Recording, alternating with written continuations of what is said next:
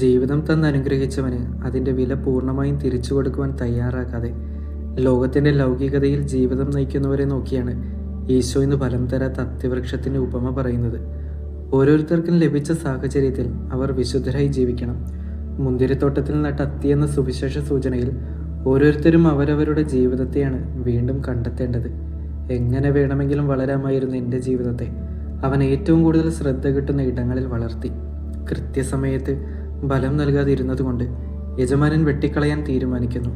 എന്നാൽ വൃക്ഷത്തിനും ആ യജമാനനും നടുവിൽ മധ്യസ്ഥനായി കൃഷിക്കാരൻ 1 വർഷത്തെ സമയം കൂടി ചോദിച്ചു വാങ്ങുകയാണ്.